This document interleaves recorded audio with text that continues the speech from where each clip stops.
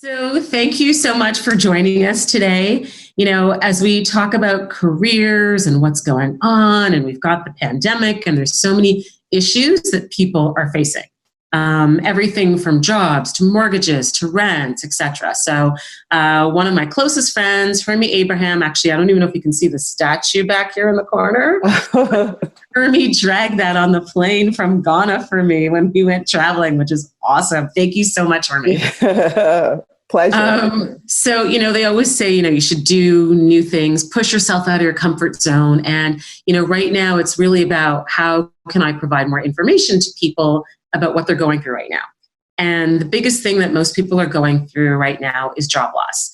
Every time I read the paper, I turn on the news, it doesn't matter. There could be an airline, another company, everybody's laying staff off. And this is a huge concern for people. I mean, you lose your job, it's sort of like, then what? So I thought it'd be great to bring Hermie Abraham on board to let us know how to navigate this sort of crisis mode that we're all facing. So Hermie, can you tell us a little bit about yourself and your background for us? Yes. Well, first and foremost, thank you so much, Deval, for having me on your podcast. This is exciting.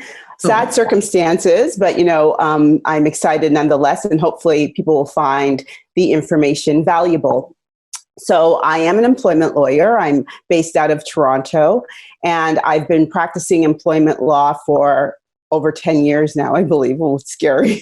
Wow. Over 10 years. And prior to that, I was in human resources. And so this is an area that I'm passionate about and I care about. My practice is primarily employee-based, meaning that they're primarily professional workers who are going through some kind of job transition. But my practice also includes employers, a lot of small business owners. And I think that that's the important thing I want to start out with, because as much as I know people's employment is being impacted, the kind of cascade is that a lot of businesses are being impacted. And the reasons why they're not able to keep their employees is because of the fact that their businesses are completely shut down, if it's based on the non-essential work, or, the industry has been impacted. So I know a lot of my business owner clients are making very difficult decisions, ones that they don't want to make, right? And, hopefully together we can all navigate and get through this together. But I wanted to at least put that out there that, there's no bad or good people in this. Everybody is just trying to do the best that they can. Perfect. That sounds great. Can you tell us a little bit about what you're seeing right now in this marketplace in the last couple of weeks?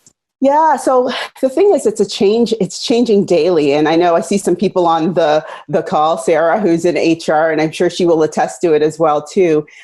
You have one piece of information and then something else changes. And so it's almost like drinking through a fire hose and just trying to keep up with all of the information and changes that are kind of coming down the pipeline. A lot of people who've reached out to me are because of the fact that they've lost their jobs through layoffs. Primarily layoffs, not as many terminations. Many people have reached out to me because their jobs have been still continued, but they're being required to take discounts to their salary. And then, of course, I have a number of employer clients who are also trying to navigate, what to do and how best to proceed with trying to keep employees as whole as possible without being in a situation where they're, running out of cash flow essentially and not being able to make other commitments down the line. So those are the main things that I'm finding right now. And of course, trying to navigate all of the government programs that are coming out and being announced on a regular basis to address, the shortfall that people are feeling. Absolutely. And it's funny, I guess, can you walk us through what the difference, the terminology, what's the difference about being laid off versus fired, being terminated, or being furloughed? I'd actually never heard that term furloughed before. And then I look it up, I'd seen it in an article. I was like, what the heck is furloughed? Yeah, and I'd say that furlough is probably, used more in a US context, right? Probably less in Canada. But to sort of give you the terminology, a layoff is any time when there is an interruption in work, right? And so it could be for a temporary period of time, which is what's happening to a number of people. And that's also the definition of furlough, like a temporary layoff. Or it can be a permanent layoff, right? Meaning that the person is leaving the workplace and that interruption is not going to continue. And temporary and permanent layoffs are also called job terminations in this environment where it's caused by COVID and not something the employee has done wrong. It would be a termination without cause, meaning that there's no cause, nothing that the employee did to bring about this particular change. So those are the main sort of terminologies. You also hear fired as well. Fired is mostly used in circumstances where a person is being terminated permanently, laid off permanently. They're not coming back to the workplace.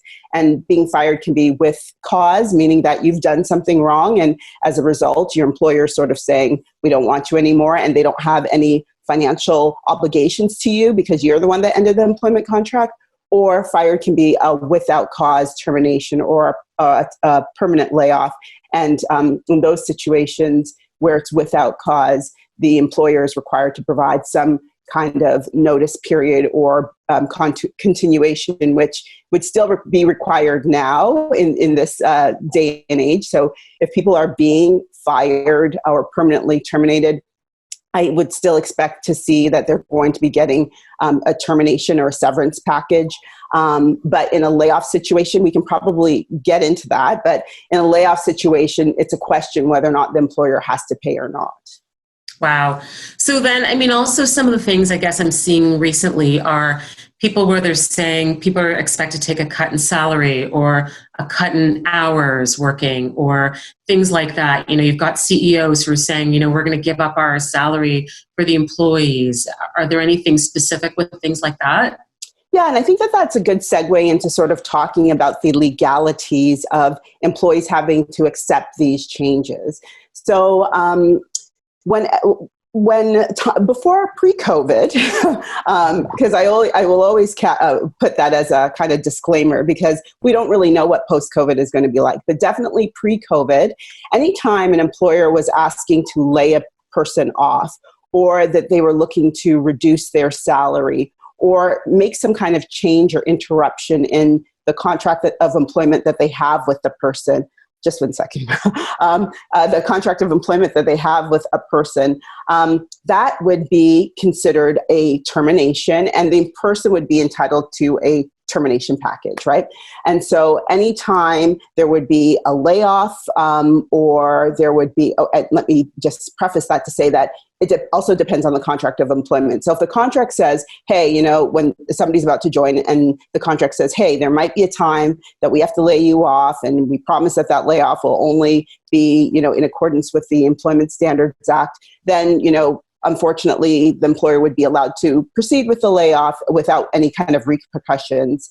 But prior to COVID, anytime there was any type of layoff or job redundancy or if there was a reduction in pay or benefits or hours, that could be considered what we call a constructive dismissal. And a constructive dismissal means, or constructive termination, which is another word, means that a person's contract with the employer is not being told outright, we're, you know, getting rid of you, but what they're doing is they're doing it in a constructive way. By my actions as the employer, I'm basically saying I no longer want to be bound by the contract of employment that I have with you. And so pre-COVID, these situations where people are being asked to take pay cuts, provided that those pay cuts were substantial, and that would have to be like more than 10% or 20%. The law kind of looks at 80% as a benchmark, or they're losing benefits or their hours are being cut. That could be treated as constructive dismissal and entitle somebody to a termination package. I'm not sure how that's going to hold up post-COVID. And I think that there's a lot of debate amongst employment lawyers as to, you know, what would happen. And I know that that's a question that a lot of people come to me with. I've been given a layoff notice. You know, my employer's essentially suspending my earnings. I have no pay for 13 weeks. Do I have to accept this? Or, you know, I'm being asked to take a 50% pay cut and, I don't want to do this, or I'm now down to, 2 days a week. And so in post-COVID, it's going to be a question about whether or not the courts are going to just see this as constructive dismissal and just say, okay, you know what, everybody's entitled to a severance package. And the reason I say that is because constructive dismissal is a court remedy. You get those from judge-made law, and it's based on legal precedent. And of course, the word precedent comes from the fact that things have been the same all the time, but we're now in unprecedented circumstances. And, I heard a figure that over 1 million people applied for employment insurance in Canada. I think it was the last 2 weeks, right? Yes, that's correct. In March. And I'm sure many of those people do not have contracts that say, you're entitled to, or that we're entitled to constructively or terminate you or put you on a layoff or whatever, right? The layoff provision wouldn't be there. And so as a result, I have a hard time seeing, all these people going into court and courts making judgments against employers who oftentimes had to do the layoff because, I'm a restaurant and I can't open, and now I can't have my servers physically be there. And so there's no way for me to pay my servers because nobody's eating at my restaurant, right? And so I just think that the social policy reasons that would support a constructive dismissal that would have been there pre-COVID might not apply in the same way in this particular situation. So that's the legal background. The question most people want to know is, what can I do? Like, what are my options if I have been presented with a layoff notice, or if I've been presented with, a requirement to take a reduction in earnings?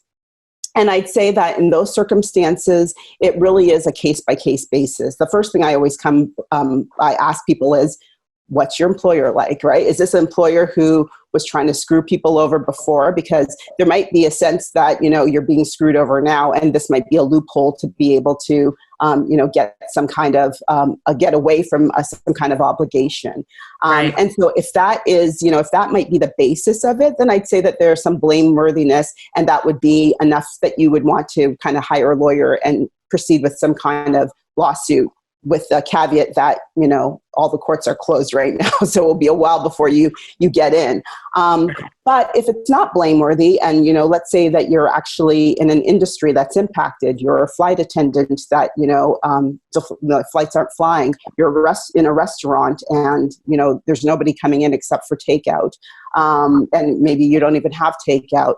Or, you're an optometrist office and you've been mandated by your regulatory body to close. In those situations, I say, it might be worthwhile, even though you don't have the provision in your contract, to accept the layoff and take advantage of the government programs that are in place now to give some kind of income, versus trying to start a long blown out legal proceeding, because you're probably not going to get that much farther in the situation right now as is. So that's the first thing. And the second is, if that layoff becomes permanent, or if after, a certain period of time, there's no kind of set back to your previous income level, or there's no kind of confirmation that, when we return to, regular operating levels, we will readjust your salary. Then I'd say that becomes more the issue, when you then want to ensure that you're getting somebody to be able to advocate for you. But in the interim now, the way things are, it's really hard to tell people, and I have a hard time telling people, don't accept the layoff, fight it, because we don't know what the law will hold. Or alternatively, don't accept the pay cut, walk away from the job and claim constructive dismissal and try to get a severance package. I don't think that actually is going to serve people either. Wow, geez, there's a lot going on. So then if somebody is getting, let's say, laid off right now and it's not temporary, what are some of the things that you would recommend that they do? I remember, you helped me many, many years ago when I'd been laid off from a job, and I knew, call my lawyer. So, I'd been laid off and I called you immediately and was like, what do I do? So, what do you recommend for people to do if they are laid off right now? Well, I say that they probably still go through the same process that they would in other situations, because I think with layoffs, it's still a little different. A company can't, I mean, there are companies who maybe had plans to lay off people, and those plans already kind of set in stone, and COVID just happened around them, right? But companies who are actually laying people off right now permanently, I think it's a little premature, only because we don't know what a month will bring or 2 months will bring. This situation is changing on a day-to-day basis. And because of the fact that the law does provide, the Employment Standards Act does have a temporary layoff provision, then it makes more sense for me to see a company at least laying off people if that's the issue. So if somebody's getting a permanent layoff where they're being told, your services are no longer necessary, I say still continue with the normal procedures. You definitely want to meet with a lawyer, employment lawyer, not a real estate lawyer, not a wills and trust lawyer, but an employment lawyer, to go through all of the things that they would need to go through to determine what your legal rights are. Have you signed a contract that already says what your severance package should be? I call those the kind of the prenup agreements, right? And so have you signed something that sort of determines your entitlements? If not, what are those entitlements and what would be reasonable to ask for? And I think still, in times where, let's say, with some of my clients, and I'll just like off the top of my head, I think of a managerial person, senior managerial person. They've been working there for 3 years. Let's say they're in their late 50s and they're making $150,000. I would expect still in this day and age, even post-COVID or during COVID, to see a package of at least 6 months with somebody like that, provided that their contract does not say, that they're entitled to something less. So I would still expect to see the same types of severance packages if companies are making the decision to actually terminate people on a permanent basis now. And I think that as a result, if you're getting a termination notice, go through the process of making sure that you're getting your right legal entitlements. Absolutely. So someone gets laid off. You're saying call your lawyer. Should they sign something with their employer if they get laid off, or should they speak to their lawyer first? I think that they should speak to their lawyer because it's a case-by-case basis, right? And I even think that even with those layoff notices, there might be things that you can negotiate that will be, good for you at the end of the day. The first thing, of course, is you want to make sure that you haven't signed something that allows your employer to have the layoff. But if you haven't, it might be an opportunity for you to be able to negotiate some details of that layoff, if possible, right? So it's beneficial. So still, if you've been given a layoff, although I don't say don't accept it, still meet with somebody, talk it over with them if you can. And I'd say that it's more, there's tons of people. You don't always have to go to a lawyer. You can go to paralegals as well. There's lots of paralegals who specialize in employment law. Their price points are different.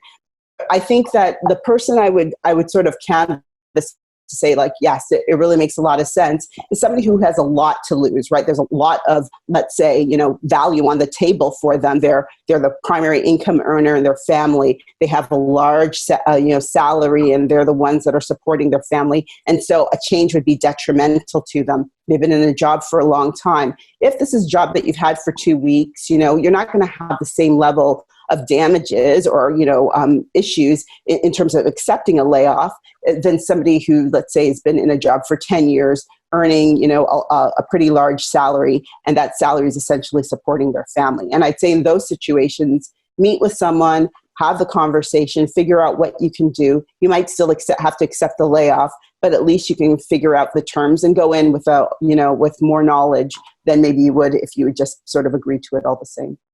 Interesting. And so right now, I think you touched on it earlier about EI and people applying for EI. So who qualifies to apply for employment insurance, EI? Well, before EI used to be a lot more restricted in how you could receive it. So you had to have insurable earnings, and people who were what I would call gig workers would have a harder time. People who are self-employed, regardless of the amount of earnings, might have a difficult time applying for EI. But now with the COVID measures, the government has come up with new programs or enhancements to the EI program to be able to assist people. So the first part of EI, which still exists, is a sick benefit, right? So let's say you are in a situation where you're either quarantined and you can't work, right? But your work is still ongoing. And during that quarantine period, you're being, laid off and there's no sort of paid sick leave or something. You can use the EI sick benefits for that. Or if you're taking care of a sick member, or if you're taking care of somebody who's sick, you can apply for the EI benefits as well. So that's this EI sickness benefits, and those go for, let me just consult, I believe it's like 13 or 16 weeks. Wow, interesting. 15 weeks, sorry. So it's a 15-week period. Okay. So that's the first. And then the second is you can apply for the Canadian Emergency Response Benefit. And that's the new enhanced package that has been sort of given to people or offered to people as a result of COVID. And that program is a lot more flexible than what EI typically provides or does, right? So for example, if you can't work because of the fact that your kids are at home and their daycare, their school is closed, before that would not be enough of a reason for you to be able to go on EI. Now, under this program, you can go on EI and you get a benefit of, I always want to quote the right thing, $2,000 a month for up to 4 months. So again, it's a supplemental benefit. And it also applies, as I mentioned, to people who are independent contractors, self-employed individuals, people who wouldn't normally qualify for EI. So the Canadian Emergency Response Benefit, it's called the CERB. People can apply for that. And I believe that the applications are going to be starting now because it was going to be early April. And of course, there's regular EI benefits as well too. And so if you have permanently lost your job, not because of COVID reasons, you can still apply to EI, and that benefit is still available to you. Wow, geez, there's so much to know. Any other advice you would have for people there going through job loss right now? Yeah, I would say the first thing is, a lot of people feel as if, oh my gosh, this is like happening to me. And it's true, it is happening to you, but it's happening to so many people, right? And so, it's also happening to your employer. It's happening to the people at Service Canada that you're calling. And I hear people and the frustration in their voices, but I think that through this period, we have to exercise a certain measure of understanding and patience. We will all get through this together. Go through and get the information and everything that you need to make the right decisions. But understand that there are no bad guys in this situation. If there's a bad guy, it's this virus that is essentially impacting people, and not just impacting people on the job front. I think of some of the government workers who are working tirelessly to be able to manage all the overflow. I think of the healthcare workers who are trying to keep people alive, and some of these people have relatives, loved ones who are going through actual sickness of COVID, right? And so, and some of these people will have loved ones who are dying. So I think that through this process, as difficult as it is for all of us, even as a small business owner, it's difficult for me as well too. We have to practice some patience and understanding, make sure we're knowledgeable about what's going on, and move forward confidently, because this too shall pass. Right. Yeah, absolutely. It's just a question of how much longer. Yeah, well, a little longer, I'm sure. One thing I am going to do, I have been giving a Q&A to my employer clients as they've had a lot more decisions to make in terms of navigating COVID. But what I will be doing is posting on my blog some common FAQs for employees as well too. So that will be a free resource that's available to people, so they can go on and find some questions. It won't be up until next week, but what I will do is maybe provide that link to you so you can include it. And if people have other questions or general questions, we can at least clarify it and provide that information in the blog. Perfect. Sounds great. Do you want to give us your website address so people know where to go? Yes. So it is Advocation, spelled ADVOC, ADVOCATION, advocation.ca. So that is my website. And we have social media channels as well, LinkedIn, Twitter, Facebook, so you can find us there. We've been doing more social media postings than we have been on our website and YouTube channels, but we'll try to keep those up to date so people have all the information that they need. Awesome. I'm sure you're super busy right now, Hermie. Thank you so much. Thank you. This has been awesome. And Thank you. yeah, if people have questions, please feel free to go to the advocation.ca website, connect with Hermie Abraham on LinkedIn, and check in with her and ask her your questions. But thank you so much for joining me today. And thanks everybody for joining us today, this afternoon. We're going to be reposting this link. So once it's done, we'll repost it tomorrow so people can share it with their friends, family, and whoever really needs this information about job loss, because unfortunately, this is really affecting a lot of people right now. And Deval, I'll say if people do have questions now, because we have some participants here, I'm happy to answer some questions. I will caveat with like going to a doctor and providing, or just speaking to a doctor and saying, I have these symptoms, what do you think it is? And a doctor, trying to diagnose. It's the same thing in law, right? And so I would be giving people a disservice if I'm only kind of giving a legal opinion based on little information, but I can definitely provide legal information, but just not an opinion. So if they have questions, I'm happy to answer them.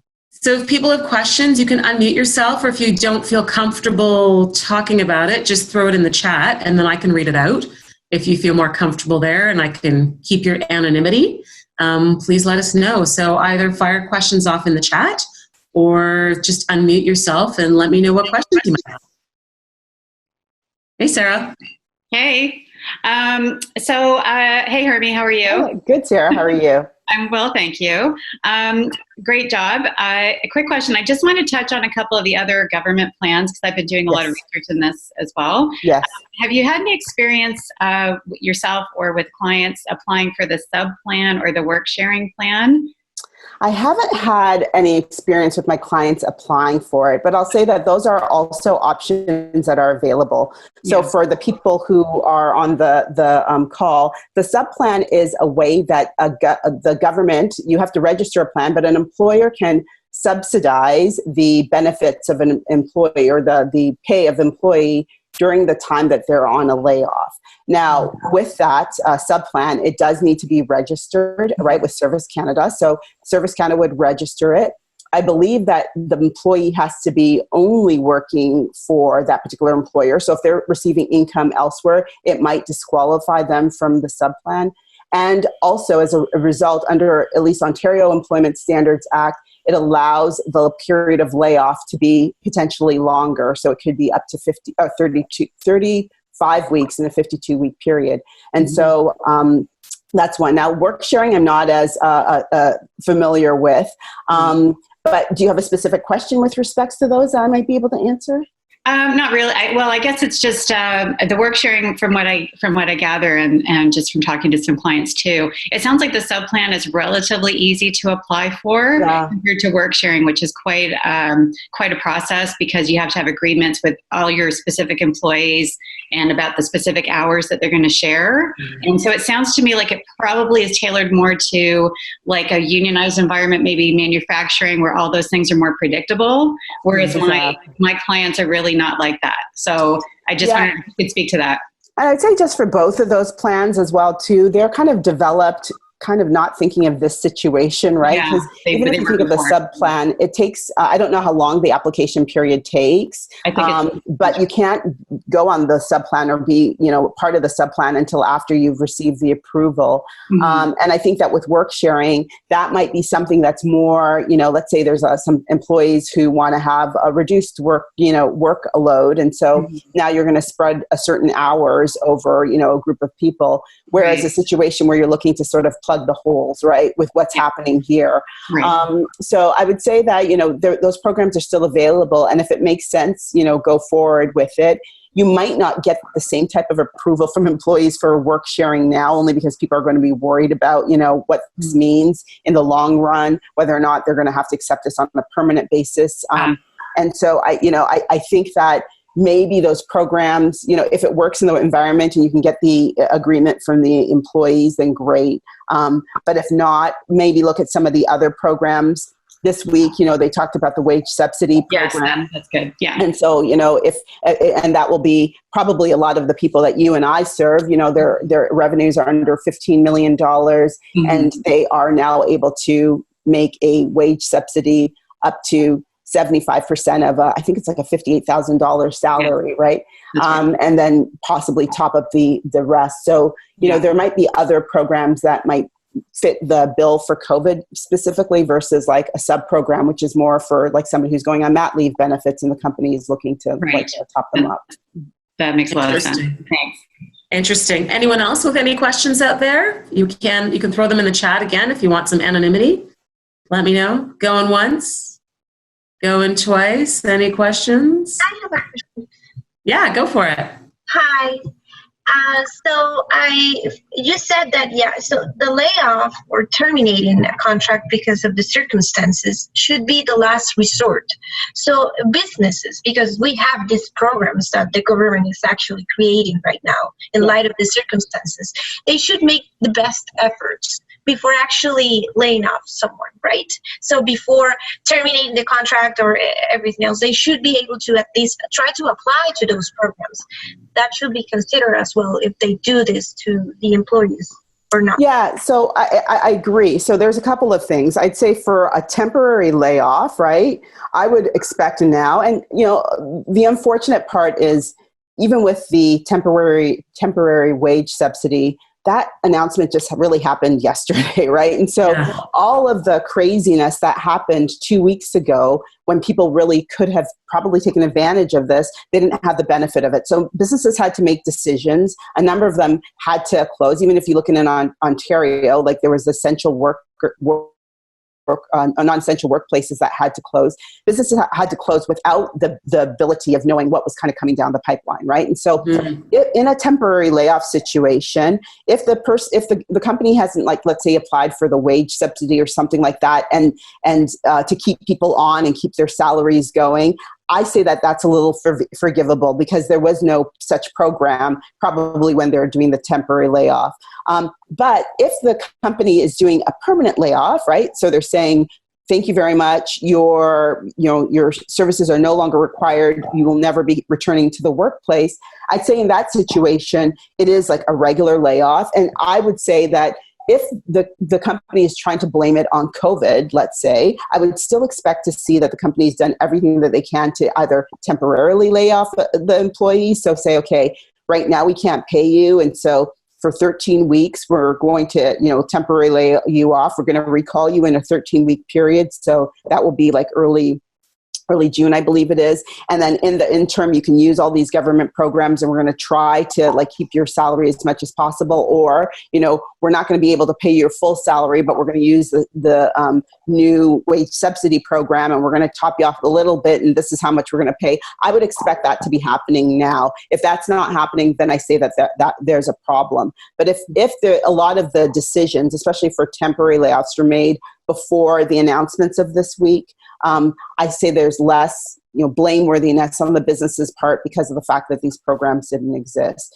But now, definitely, I think if I was a business owner, the first thing the way I would be looking at it is, okay, do I first qualify for the temporary wage subsidy? If the answer is yes, can I use the temporary wage subsidy to not lay people off, to continue to at least pay them, whether they're actively working or not, but continue their salaries for whatever period of time, for maybe, let's say, the 13-week period that would have been a layoff, to keep them whole as much as possible. If I can, great. That's the way I'm going to proceed. If I can't, then it's like, okay, what is the next step? Well, maybe now I have to lay them off for 13 weeks, but I want to make sure I issue the records of employment. And I also want to make sure that they can apply for the Canadian Emergency Response benefits, that I'm going to be communicating with them regularly to let them know how long this is going to be, that if possible, I'll try to keep their health benefits, even though you can't go to do anything now, but I'll try to keep their health benefits so they can still get prescription drugs or whatever it is that they need. That's what I would be doing as a business owner, and only as a last resort looking at a layoff. But I wouldn't do a layoff now because, again, we don't know what a week will hold or 2 weeks will hold. And to me, it seems like a knee-jerk reaction. If I saw something like that, I'd be like, this is a business probably just trying to use, the situation to get rid of some employees and hoping that, this situation will lower their requirement for, a notice payment. Does that hopefully answer your question? Great, thanks. Yes, okay. Thank you very much. Perfect. Awesome, great. Any other questions out there? Going once, going twice, 3 times? Okay, thank you everyone for joining us this afternoon. This has been amazing. Thank you so much, Hermie, for your time. Thank you. We're busy right now. There's lots of people who need your help, but thanks everyone for joining.